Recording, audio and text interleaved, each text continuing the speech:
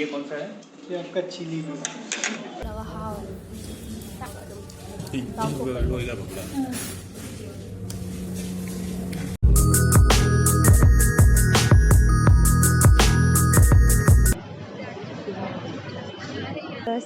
Merry Christmas!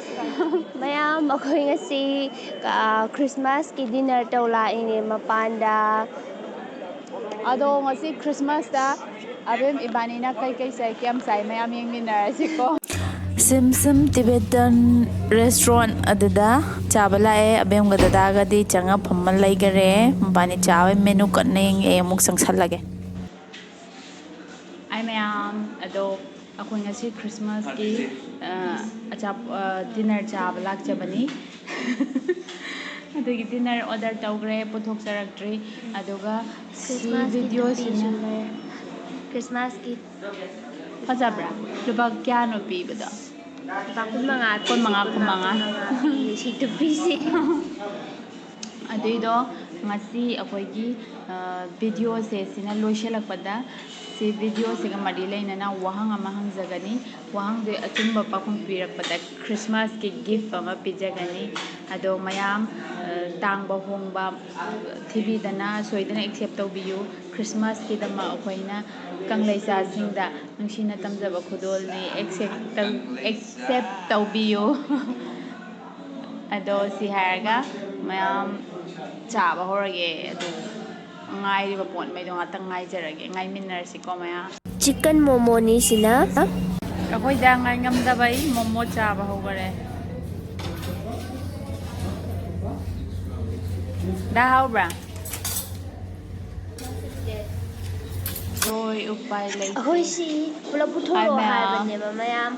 Ado mo se momo hana puto jo akhoi dadi chana ba puto ra adi ngai ba ngam del na sa hogare momo si akoi ju chaba horage taruk ne ba ko do ani chathokare akhoi dana akhoi chu dum sa horage ma thang tang puto ra ko abem sauce yaw ba di da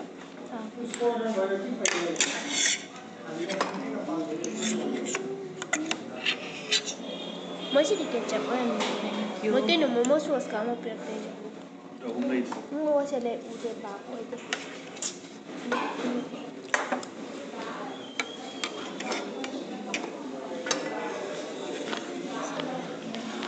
ko ko ba ira se le ngai pa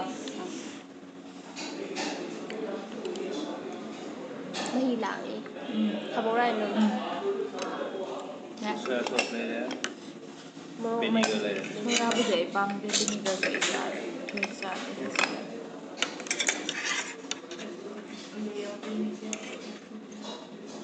ay tang kai to ko da toy toy ta ka ka ri po ana ha युतान ता ha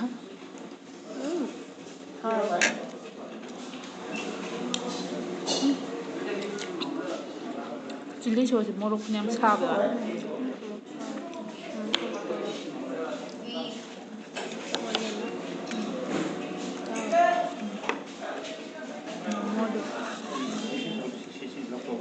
ये कौन सा है? ये आपका chilli भी अब change होगा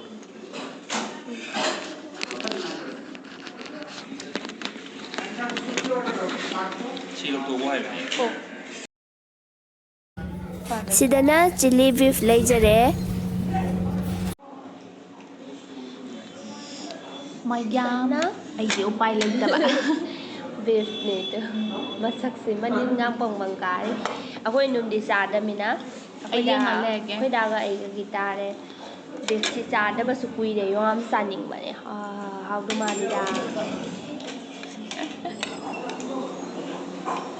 how wa da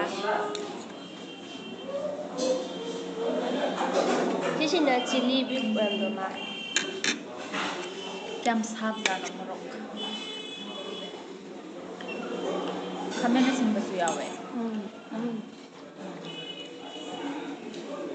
how ba thôi bạn nó to ra mà थोड़ा यार thuộc là cái hơi sắc lắm hi ai ju ko to o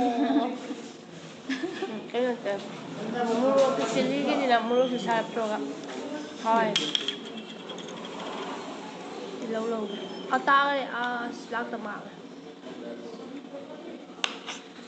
mang tắc lôi đấy ꯑꯗꯨꯕꯨꯗꯤ ꯕꯤꯐ ꯑꯣꯏꯅ ꯇꯥꯗꯧ ꯃꯍꯨꯠꯇ ꯇꯤꯜꯍꯧ ꯑꯣꯏꯅ ꯇꯥꯡꯗꯦꯕ ꯍꯥꯏꯕꯗꯤ ꯐꯩ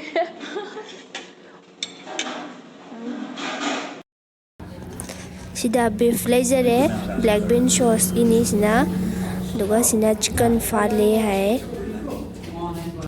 ꯁꯤꯅ ꯆꯤꯛꯀꯟ ꯀꯤꯃꯥ ꯅꯨꯗꯜꯁ ꯁꯤꯅ ꯆꯤꯛꯀꯟ ꯍꯣꯠ ꯒꯥꯔꯂꯤꯛ ꯄꯨꯊꯣꯔꯛꯏꯁꯦ ꯁꯤꯗ ꯂꯩ ꯍꯧꯖꯤꯛꯀꯤ ꯕ꯭ꯂꯦꯛ ꯕꯤꯟ ꯁꯣꯁꯀꯤ ꯕꯤꯐꯅꯤ ꯁꯤꯁꯨ ꯑꯩꯅ ꯌꯥꯝ ꯄꯥꯝꯕ ꯁꯤꯅ ꯕ꯭ꯂꯦꯛ ꯕꯦꯟ ꯁꯣꯁꯅꯤ ꯁꯣꯔꯁ ꯑꯃ ꯁꯤꯅ ꯀꯔꯤ ꯕ꯭ꯂꯦꯛ ꯕꯦꯟ ꯁꯣꯔꯁ ꯑꯩꯅ ꯆꯤꯜꯂꯤ ꯁꯤꯅ chicken Pwede ba yun po? ꯀꯣ ꯃꯃꯤꯡꯗꯨ ꯀꯥꯎꯊꯣꯛꯈꯔꯦ ꯆꯥꯅ ꯍꯣꯠꯅꯉꯥꯏ ꯃꯃꯤꯡ ꯊꯨꯡꯉꯔꯛꯑꯦ ꯑꯅꯧꯕ ꯈꯔꯁꯨ ꯑꯩꯉꯣꯟꯗ ꯍꯪꯉꯣ ये क्या है नाम फ्लाली फाली फाली है चिकन फाली सिसिना चिकन नूडल्स लेरे Kima noodles.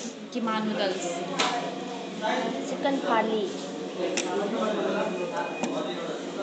अदुगा सिदना आइगी chicken chili mayom yamdi chicken chili ra याम Ja, sisa.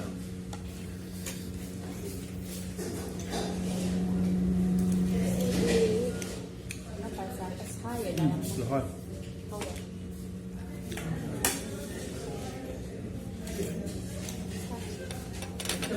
चिकन खाली अदुगा ने फ्राई तो हो जाता है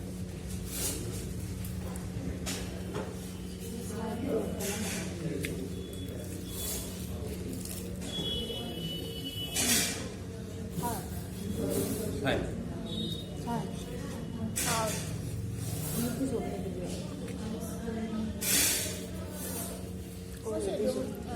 뭐지 좀 뭐구마이 뭐 फ्राई तौवे सेफ हेनबाई खक्तने अदुम मोमोगुमाइना फिलिंग तौरगा अदुम Tinga loiga ba pula.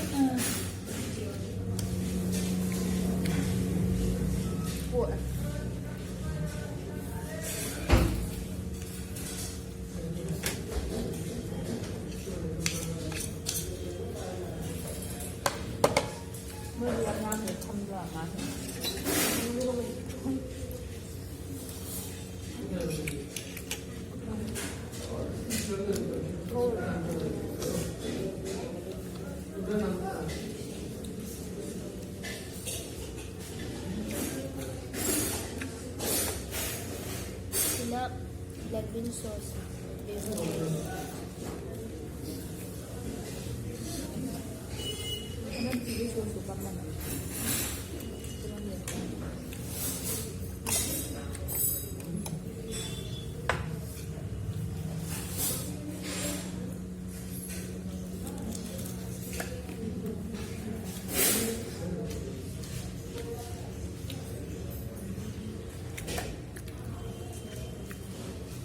Gini yam deh ben.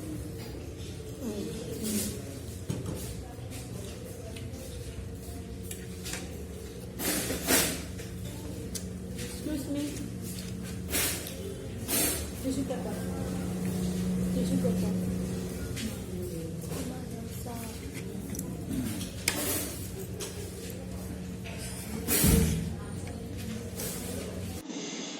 मयाम ꯑꯗꯨꯝ ꯑꯩꯈꯣꯏ ꯇꯨꯄꯤꯁꯨ ꯎꯗ꯭ꯔꯦ ꯈꯟ ꯅꯣꯟꯗꯔꯛꯎꯔꯦ ꯑꯗꯨꯗꯤ ꯃꯌꯥꯝ ꯑꯩꯈꯣꯏꯁꯤ ꯆꯥꯕꯁꯤ ꯁ꯭ꯋꯥꯏꯗ ꯂꯣꯏꯁꯤꯜꯂꯒꯦ ꯑꯗꯣ ꯑꯩꯈꯣꯏꯒꯤ ꯈ꯭ꯔꯤꯁꯃꯥꯁꯀꯤ ꯉꯁꯥꯏ ꯑꯩꯈꯣꯏ ꯃꯃꯥꯡꯗꯁꯨ ꯍꯥꯏꯈꯤꯕ ꯒꯤꯐ ꯑꯃ ꯄꯤꯖꯒꯅꯤ ꯄꯤꯖꯒꯅꯤ ꯍꯥꯏꯕꯗꯣ ꯑꯗꯨꯒꯤ ꯑꯗꯨꯒꯤ question ꯋꯥꯍꯪꯗꯣ ꯍꯪꯖꯔꯒꯦ ꯍꯪꯉꯛꯑꯣ ꯕꯦꯝ ꯑꯗꯨꯗꯤ ꯃꯌꯥꯝ ꯉꯁꯤꯒꯤ ꯀꯣꯏꯁꯟꯗꯨꯗꯤ ꯑꯩꯈꯣꯏ ꯉꯁꯤꯒꯤ ꯚꯤꯗꯤꯑꯣꯁꯤꯗ ꯑꯩꯈꯣꯏꯅ ꯇꯨꯞꯄꯤ ꯍꯥꯏꯕ ꯋꯥꯍꯩꯁꯤ ꯀꯌꯥꯔꯛ ꯄꯟꯒꯦ ꯍꯥꯏꯕꯗꯨ ꯃꯌꯥꯝ ꯁꯤꯒꯤ ꯚꯤꯗꯤꯑꯣꯁꯤꯒꯤ ꯃꯈꯥꯒꯤ ꯀꯃꯦꯟꯗ ꯑꯟꯁꯔ ꯄꯤꯕꯤꯔꯛꯑꯣ ꯑꯗꯨ ꯃꯁꯤꯡꯗꯣ ꯍꯧꯖꯤꯛ ꯑꯩꯈꯣꯏꯅ ꯀꯣꯏꯁꯟ ꯍꯪꯕꯗ ꯄꯟꯈꯤꯕꯗꯣ ꯑꯗꯨꯗꯤ ꯊꯥꯗꯕꯤꯗ ꯑꯣꯏꯅ ꯍꯥꯏꯕꯤꯔꯛꯑꯣ ꯑꯟꯁꯔꯗꯣ ꯑꯗꯨꯗꯤ ꯌꯥꯔꯦ ꯑꯗꯣ ꯑꯩꯈꯣꯏ ꯚꯤꯗꯤꯑꯣꯒꯤ ꯑꯟꯁꯔꯁꯦ ꯑꯩꯈꯣꯏꯅ ꯚꯤꯗꯤꯑꯣ ꯊꯥꯒꯠꯄ ꯅꯨꯃꯤꯠꯀꯤ ꯑꯍꯤꯡꯒꯤ ꯄꯨꯡ 12ꯐꯥꯎꯗ ꯄꯤꯕꯤꯔꯛꯄ ꯑꯟꯁꯔꯗꯣ ꯑꯗꯨ ꯈꯛꯇꯃꯛ ꯑꯦꯛꯁꯦꯞ ꯇꯧꯖꯒꯅꯤ ꯑꯗꯨꯒ ꯑꯟꯁꯔꯗꯣ ꯑꯩꯈꯣꯏꯒꯤ ꯚꯤꯗꯤꯑꯣꯒꯤ ꯀꯃꯦꯟ ꯁꯦꯛꯁꯟꯗ ꯑꯣꯏꯅ ꯄꯤꯕꯤꯔꯛꯑꯣ ꯐꯦꯁꯕꯨꯛꯇ ꯄꯤꯕꯤꯔꯛꯑꯅꯨ ꯁꯨꯞꯅꯒꯤ ꯀꯃꯦꯟ ꯌꯨꯇ꯭ꯌꯨꯕꯀꯤ ꯑꯗꯨꯗ ꯄꯤꯕꯤꯔꯛꯄꯗꯣ ꯑꯗꯨ ꯈꯛꯇꯪ ꯑꯦꯛꯁꯦꯞ ꯇꯧꯖꯒꯅꯤ ꯃꯌꯥꯝ ꯑꯗꯨꯗꯤ ꯃꯌꯥꯝ ꯉꯁꯤꯒꯤꯗꯤ ꯁ꯭ꯋꯥꯏꯗ ꯀꯥꯏꯅꯔꯁꯤ ꯃꯌꯥꯝꯁꯨ ꯈ꯭ꯔꯤꯁꯃꯥꯁ ꯅꯨꯡꯉꯥꯏ ꯅꯨꯡꯉꯥꯏꯅ ꯁꯦꯂꯦꯕ꯭ꯔꯦꯠ ꯇꯧꯕꯤꯌꯣ ꯑꯗꯨꯗꯤ ꯑꯗꯨꯗꯤ ꯀꯥꯏꯅꯔꯁꯤ Bye.